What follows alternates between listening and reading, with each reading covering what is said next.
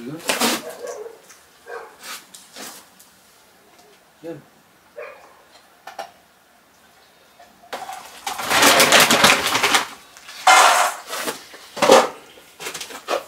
Ye bakayım.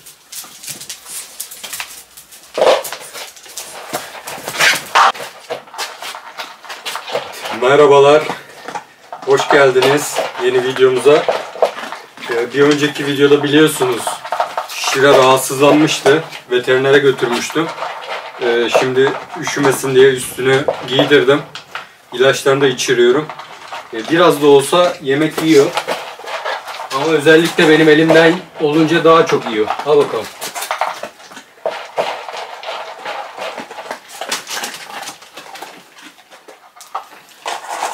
Evet, toparlatmaya çalışıyorum. Hala dışkısı böyle ishalimsi, biraz koyu renkte. İnşallah düzelecek. Şu an yemek yemesi bile çok iyi bir şey yani. Geçen bunu bile yemiyordu.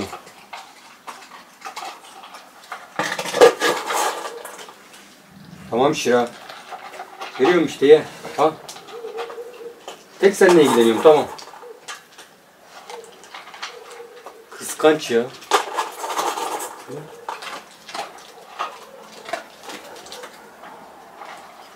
Tamam, al, sana veriyorum sadece, al. Al. Al. Şşş. Benim yanımda yapmayın. Git sen bakayım.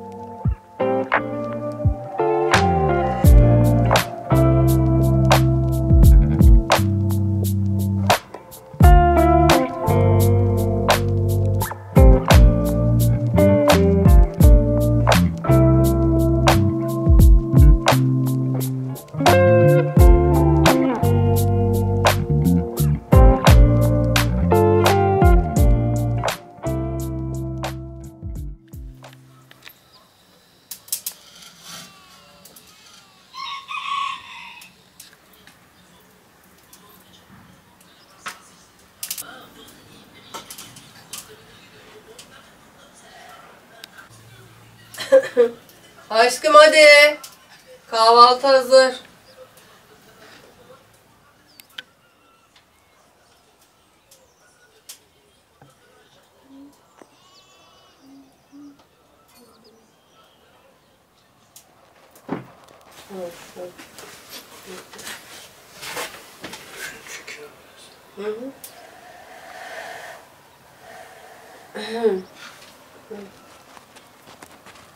Onun kapanma şu an.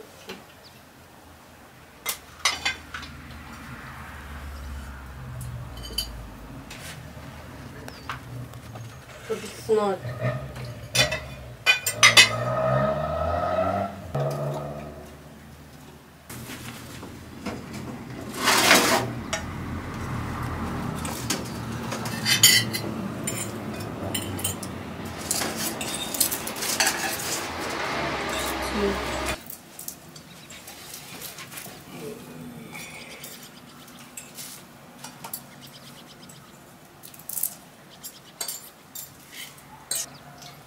Seviyorsun diye zeytin ezmesi aldım.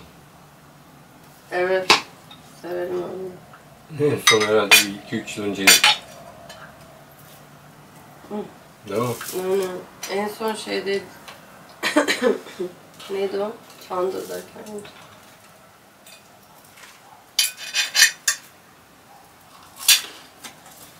Karabiberim. Tamam.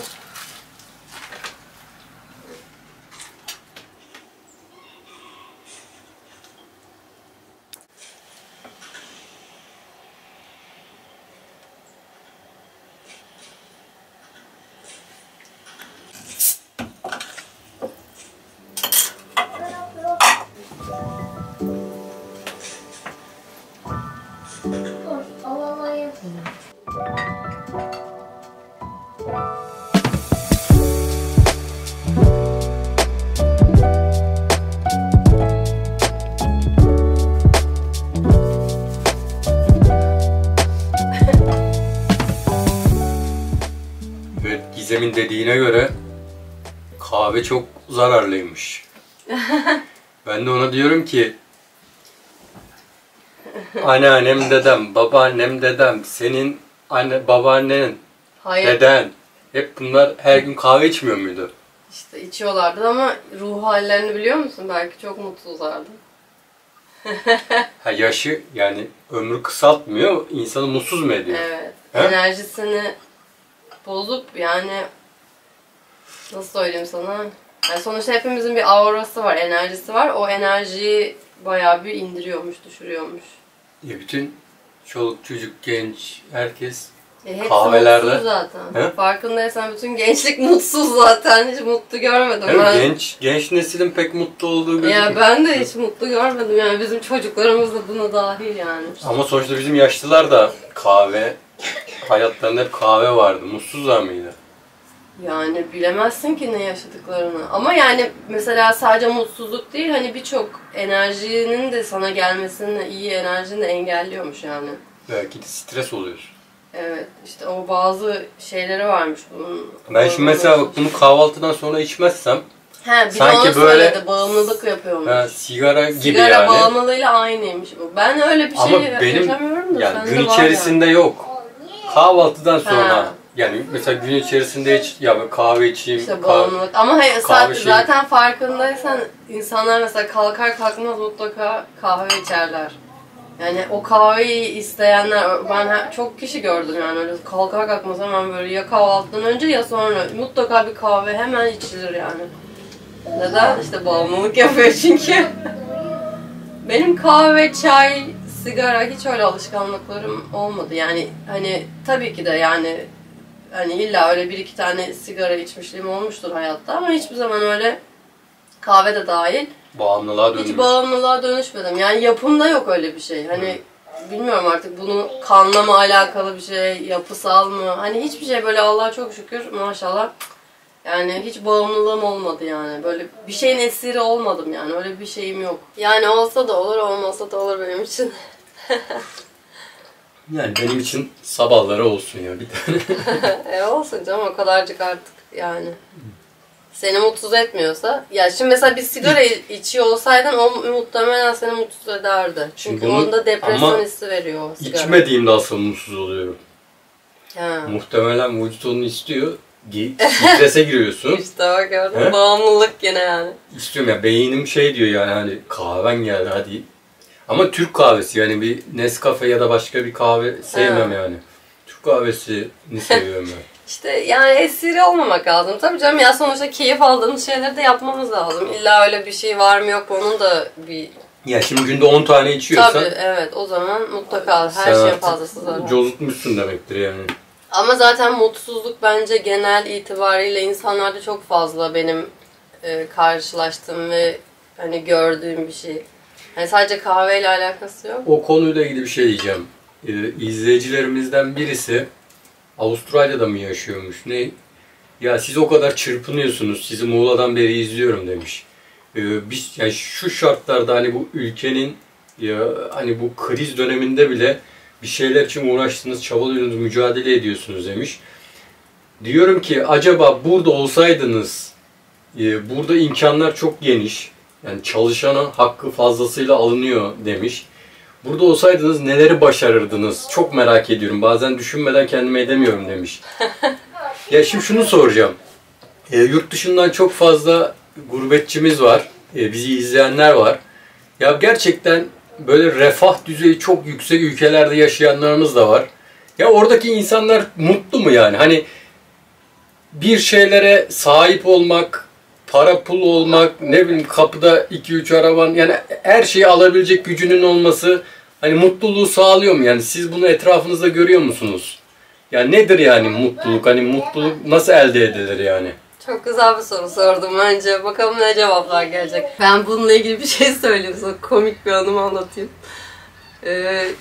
İşte böyle hani Amerikan rüyası diye bir şey var ya, böyle git hani sonuçta hepimizin kafasında. Benim çok vardı yani. Halamın yanına ilk gittiğim günün birkaç gün sonrası falan böyle... Onu da söyle de, Amerika'da o yaşıyordu adam. Halam Amerika'da yaşıyor benim. 25 yıldır orada. Orada bir hani oradan biriyle evlendi falan, kuzenim var. Hani oralı yani. Sen de gezmeye ben de gezmeye adayla beraber. Ada o zaman 3 yaşındaydı. İşte ben çok merak ediyordum. Hani oraya gitmek istiyordum. Görmek istiyordum. Öyle bir fırsat oldu. İşte gittim falan, neyse. İkinci günümünde biz geziyoruz böyle, tamam mı, halamla. Halam arabaya bindik, işte dolaşıyoruz. Ada arkada. Ondan sonra böyle şimdi oraya gidince böyle ya bir şey var yani, bir farklılık var. Şimdi mesela Avrupa'da onu görmedim. Avrupa'da insanların, mesela öğrenci arkadaşlarımın, ya bilmiyorum, hani mutsuz olduğunu gördüm. Yani böyle bir mutluluk, bir şeyleri yoktu. Hani Avrupa biraz daha böyle şeydir ya, hani hava kapalı falan filan derler. Oraya gittiğimde neyse, ama Amerika'ya gittim de öyle bir şey hissetmedim. Yani oradaki insanların daha hani mutlu olduğunu, daha güler yüzlü olduğunu gördüm. Böyle bir huzur vardı, tamam mı? Her şey düzenli falan, çok güzel. Ondan sonra böyle mezarlığın önünden geçiyoruz. Halama dedim ki, ya hala dedim ya, böyle insanlar ne kadar hani ölmemek istemiştir değil mi dedim yani. Halam da güldü, ya neden dedim. Düşünsene dedim, burada yaşayan hiçbir insan mutsuz olmaz herhalde dedim. Ya o kadar güzel bir ortam var ki böyle, cennet neyi güzel gibi. Yani? Ya şimdi tabii ben orada yaşayan bir insan ama hani çevreyi görerek, ne bileyim, insanların etraf modern yani. İnsanların birbirlerine olan böyle sevgisini, hani güler yüzünü, mesela herkes birbirine yolda merhaba der, hani böyle bir huzur var yani, orada bir şey var. Tabii şimdi halamın da yaşadığı yer hani nezih, güzel bir yerdi. Hani ondan sebep öyle bir şey demiştim, o da çok güldü. Yok ya dedi, olur mu öyle şey, yani mutlaka çok mutsuz, kötü durumda insanlar çok fazla var burada dedi. Sen şimdi de hani iyi tarafını görüyorsun ama birçok hani zorluk yaşayan, sokakta yaşayan, arka mahallelerde. Yani bir de oraları gör, ne kadar kötü durumda olan insanları demişti. O da eminim izliyorsa gülmüştür. Şimdi öyle bir soru sormuştum yani. Senin yani düşünsene, bunlar hiç mutsuz olmazlar yani, ölmek istemezler. Ama gelelim halası şu an çoğunlukla Türkiye'de yaşıyor. Evet, burada ev aldılar. Burada yaşıyorlar şimdi. İşte 6 ay burada kalıp hani birkaç ayda gidecekler. Oradaki evlerini de sattılar.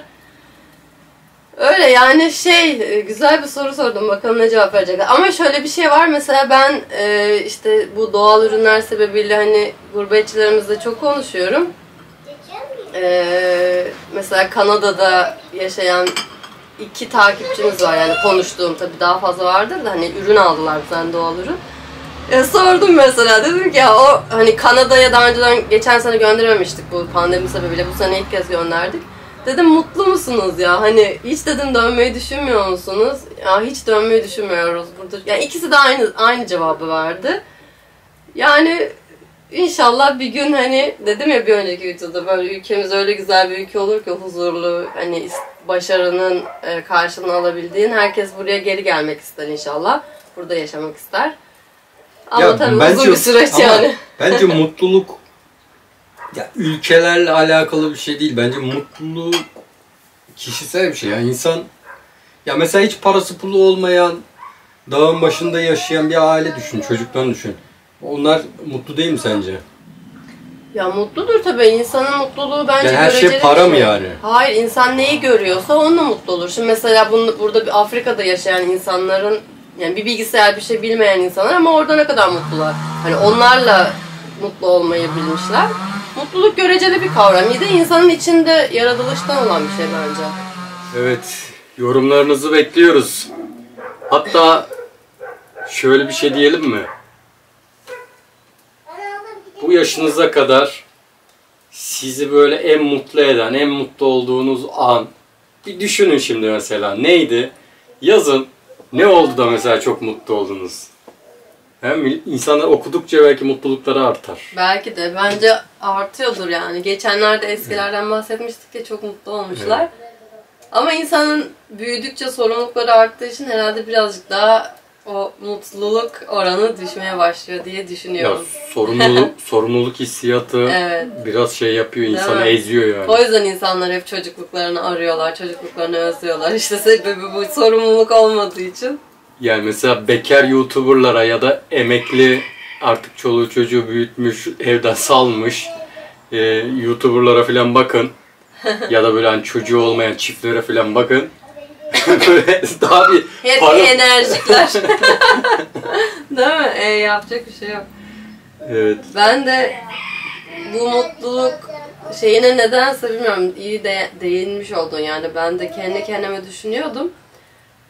Böyle Instagram'da ara ara bu konuyla ilgili, yani aldığım eğitimlerle alakalı böyle konuşma şeyleri yapmayı düşünüyorum. Seansları seninle paylaşmadım ya. Uzun zamandır aklımda var böyle bir şey. Görüyorum çünkü çok fazla mesaj geliyor bize hani Instagram'da. YouTube'da yap. YouTube'da da canlı yayın var. Var mı YouTube'da?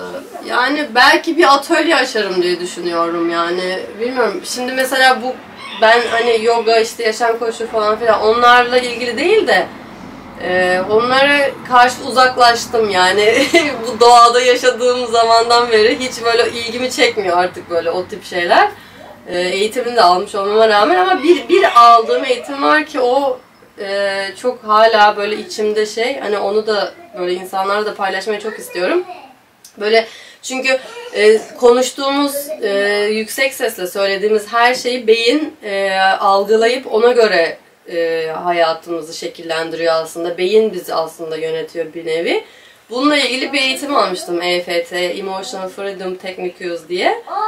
Ben çok faydasını gördüm. Onunla ilgili böyle şey yapmıştım. Hani düşündüm ki yani birçok insan var böyle bu konuyla alakalı. İşte zaman nasıl yapıyorsunuz? Şöyle diye yani böyle kafamda toparladım. Ya dedim hani bu kadar eğitim aldım, en azından bir atölye açsam mesela ayda bir kere, böyle işte canlı yayında herkes Zoom üzerinden böyle bir şey yapabilirim. Hem yani ben de tekrarlamış olurum, hem insanlara da faydası olur. Ya ilgisini çeker belki yani insana. İlgisini çekerse mesela korkuları oluyor insanların. İşte su korkusu, fobisi. Köpek korkusunu yendirmiş. işte evet. Mesela köpek korkusu. Mesela denize girmek fobisi. Ne bileyim işte ölüm korkusu. Ya birçok korkuları var insanların. Zaten hayatımızda hep korkuları olduğu için adım atamıyoruz ya. Hep köye göç etmek isteyen insanlar şu soruyu soruyor. Nasıl köye göç ettiniz? Nasıl cesaret? Korkmadınız mı? Biz çok korkuyoruz. Başımıza bir şey gelirse, şöyle olursa ya hep Yani hayatımızı korkular yönlendiriyor. O frenletiyor insanı. Evet, korkular yani bizi ele geçirmiş. Korku filmi çok seviyorum ama korkuyorum, onların üstüne gidiyorum. Yani korku insanları gerçekten hapsetmiş. Hani bir şey izliyoruz ya, mantar türemiş. Onun gibi gerçekten bütün vücudunu, bedenini, ruhunu ele geçiriyor korkular. Neden? Çünkü ölüm korkusu bir kere en başta. Yani hepimiz öleceğiz tabii ki de, Allah gecinden versin ama onu düşünerek yaşamak insanların birçok şeyden geri adım atmasını sağlıyor ve bence bu çok önemli bir şey. Ölüm korkusu. O zaten biri de başta geliyor ama onun dışında birçok korkuları var insanların. Bir adım atarsam işte her şey mahvolursa, şöyle olursa, böyle olursa diye insanların hayatlarını hep ertelediklerini görüyorum. Ya köye gidince para kazanamazsam, neyle geçineceğim? Değil mi? Evet. Ya oradaki insanlarla anlaşamazsam. Evet. Ya daha çok para kazanırsa. Heh. Ya daha güzel dostluklar edinirse. Yani bununla ilgili hep böyle içimde bir şey var. Yani yaklaşık böyle bir 6-7 aydır falan hep düşünüyorum bununla ilgili. Ne yapabilirim? Hani insanlara bu konuda nasıl aldığım eğitimi insanlara verebilirim, yardımcı olabilirim. Çünkü görüyorum ki insanların enerjiden ve motivasyondan daha çok korkularını yenmelerine ihtiyaçları var. Birkaç son senedir onları gözlemledim. Öyle bir düşüncem var. Sence ne? Sen ne düşünüyorsun? Yapabilir olsa? Canlı yayında ne? Sana bahsetmedim. Bak ilk defa birlikte paylaşıyorum yani. Bir canlı yayında ne? Deneyeyim mi öyle bir şey? Ya mesela YouTube'da bir gününü ona ayırabilirsin. Evet ya, çok uzun sürer. Bir gün değil de yani hani mesela böyle bir yarım saatlik hani. Yok, bir gün dediğim haftada bir günü mesela canlı yayın olarak ayarlayabiliriz. Evet, öyle bir şey olabilir. Olmazsa şöyle bir şey yapabilirim. Hani şimdi Instagram'da tabii daha hani kolay oluyor yani bu işler. Belki böyle bir şey hani ön hazırlık yapıp daha sonra bununla ilgili bir atölye açabilirim diye düşünüyorum. Öyle bakalım yani şey gelirse, talep gelirse böyle bir şey yapmayı istiyorum. Hem benim için de iyi olur. Hem de faydası olur insanlara. Evet, bu arada sen bu mevzulara değinmişken ben de bir şey paylaşmak istiyorum. Bizim Hollanda'dan artık abimiz, ablamız oldular. Şenol abiyle Oya abla. Dün onlarla böyle birçok kez görüşmüşlüğümüz var. Sağ olsunlar, bize hep yardımcı oluyorlar, destek oluyorlar. Daha önceden de canlı yayın yapmıştık. Onlarla video da yaptırmıştık hatta burada. Evet. Geçen yıldı galiba. Geçen seneydi. Evet, Oya ablamız rahatsızlanmış. Şimdi rahatsızlığını buradan söylemeyeyim ama kötü bir rahatsızlık. Buradan evet, enerji gönderelim, dua gönderelim. Bugün de kandil, hepinizin kandili mübarek olsun. Bu kandil gününde duamız Oya ablayla. Evet, Oya ablamıza inşallah Allah'tan şifa diliyorum. Ben de elimden geldiği kadar hani onun motivasyon işte şey yapmaya çalışıyorum. Çalışmaya devam edeceğim o süreçte. Allah herkesin yardımcısı olsun. Yani rahatsızlık. Her şeyin başı sağlık. Hani mutluluk diyoruz ama tabii ki de öyle. Sağlık olmadan hiçbir şeyin anlamı yok. Aynen. İyi olacak. Ben öyle hissediyorum. Çünkü bu konularda böyle çok insanlarla karşılaştım. İçimde çok iyi hisler var yani iyileşeceğine dair. İnşallah, ona da söyledim zaten. Dün mesaj attım. İnşallah Allah'tan Şafi ismiyle Şafi diliyorum. Allah tüm insanların şu anda isteyen, söyleyen, tüm ağzından çıkan şifa sözleri ona şifa olarak gitsin. O zaman enerjimizi birleştirelim. Evet, her şey çok güzel olacak inşallah onun için. Yeni bir şey başlattık. Instagram'da ve YouTube'da kısa 1 dakikalık vloglar yayınlıyoruz. Onlara da göz atmanızı tavsiye ederiz. YouTube'da sayfamıza girerseniz orada shorts videoları var, kısa 1 dakikalık. Çok seri bir şekilde böyle günlük, eğlenceli, kısa vloglar atıyoruz. Onlara da göz atarsanız seviniriz. Instagram'dan da ayrıca takip edebilirsiniz bizi. Bizden şimdilik bu kadar. Lütfen beğenmeyi unutmayın.